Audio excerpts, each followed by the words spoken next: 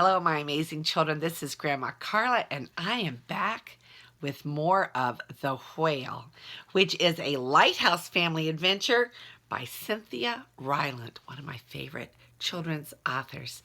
So, Chapter 2, The Whale.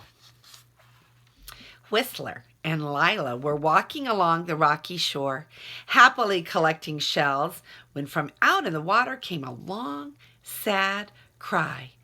"What's that?" asked Lila, stopping and looking across the sea. She and Whistler stood very still and listened. There it was again, the saddest, loneliest cry they had ever heard. Whistler scrambled up a tall stalk. Lila followed. "Who's there?" called Whistler as loudly as he could, and a small mouse voice is not very loud. "Who's there?" Lila called after him.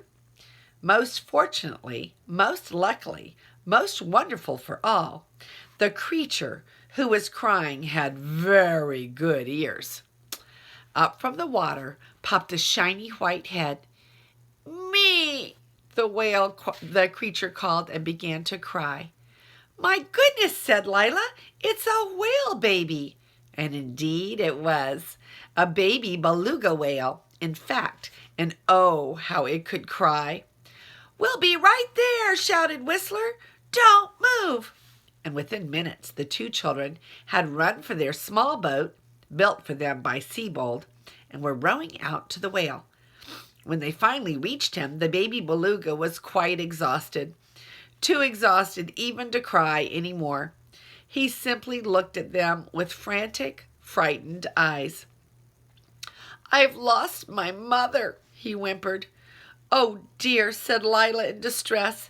Being an orphan, Lila was very sensitive to babies with lost mothers. "Where did you lose her?" asked Whistler. The beluga looked as if he might start crying again, but he didn't. "Somewhere," he said. "We were swimming and a big pot of humpbacks came through.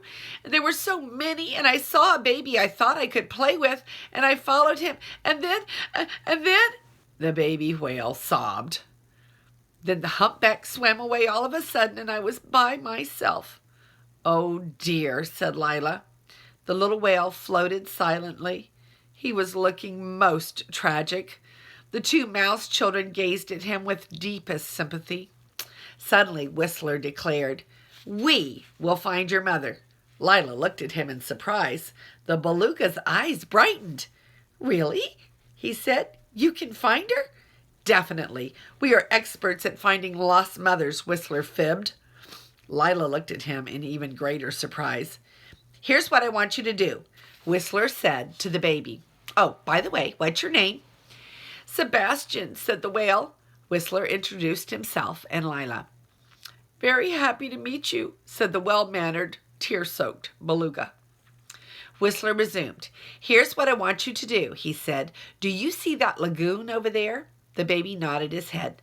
"I want you to go over there and rest," said Whistler. It's quite nice. The water is warm, and sometimes an otter comes along with a good story." The whale nodded again. "All right," he said. "What's your mother's name?" Whistler asked. "Mama," said the whale. No, said Lila. "He means her real name." "Oh," said the baby. "Everyone calls her Honey." "Honey?" repeated Lila. "What a nice name." "She's a nice mama," said the beluga. "Now you go over to the lagoon and wait for us, all right?" said Whistler. "All right," answered Sebastian. "I'm a little sleepy anyway." "Well, of course you are," said Lila. "See you soon," said Whistler. "Don't you worry." As they watched the baby beluga swim toward the lagoon, Lila whispered to Whistler, "And just how are we going to find that mama whale?" Whistler whispered back, "I have no idea." Then he looked squarely at Lila. "But we are going to do it." That is the end of Chapter 2, and now let's look at our pictures.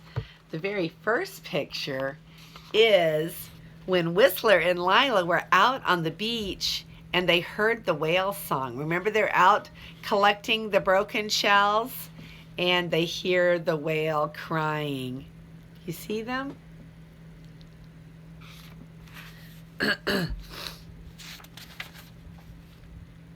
Then this is a picture. Remember, they climbed up a twig. They climbed up a twig and they were looking around. They got out and they yelled to see if they could hear something. And the whale heard them. Poor Sebastian. Sebastian came and talked to the mice, but he does not look very happy at all. He is very, very sad.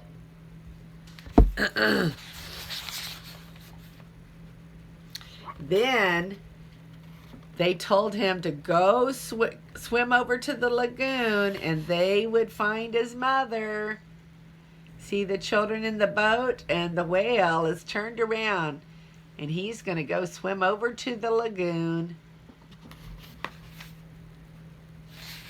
And that was the end of chapter 2. And this is Grandma Carla, and I hope you're liking this story as much as I do. I love you.